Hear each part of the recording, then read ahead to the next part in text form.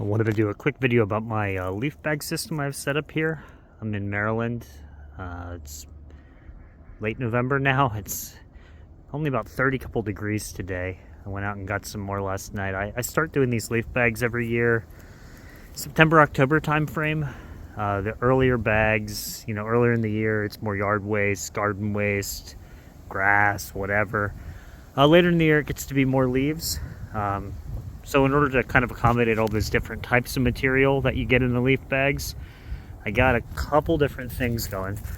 So I built this 5-day compost system out of just, simple pallets, with a little bit of wire holding them together. And I kind of start with these open heaps. It's going to be cold, or, want to keep the rain off of them. I'll, just kind of cover them up with leaf bags like this. And you can see this is, not anywhere near done by any means, but it's kind of done being hot compost anyway. So I kind of do this with a modified Berkeley method where, you kind of let it build the pile, get it hot, let it sit for 4 days, and then try to turn it every other day or so. That often works out to once every 3-4 days, whenever time permits.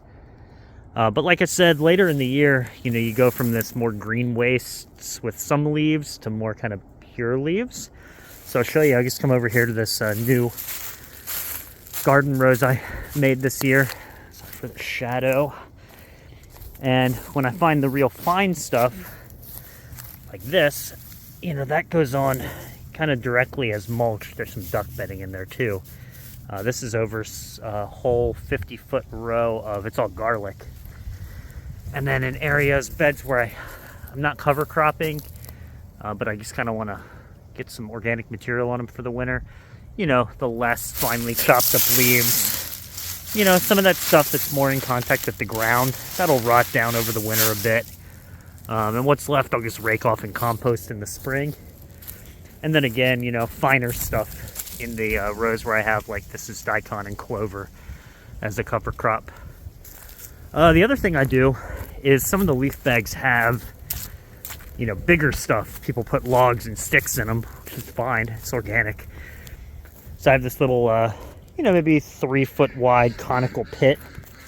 And I've been starting to make some biochar. I'm learning how to make biochar. Not really that successful yet, but, got some decent stuff the first couple runs, but, I'll do some more. And then I'm also using leaf bags, other than for mulch, just leaving them whole. And I have a duck coop here. And you can see, I'm not done doing this yet.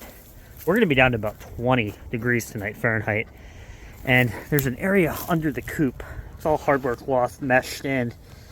But, they don't like getting in the house all the time. So I'm just going to kind of insulate around this a bit. And, if they get really cold, they can go up. And I'll close that vent. But, yeah, you can use these things for lots of stuff.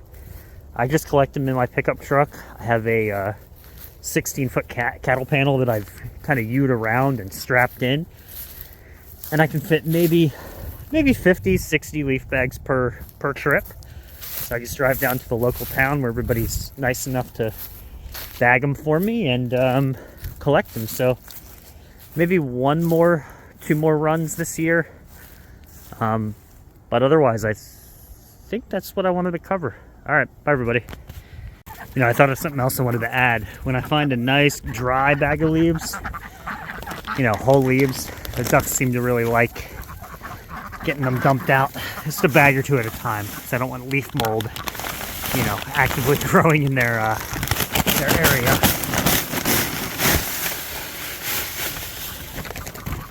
But we'll give them some, see if they want to come over for a minute.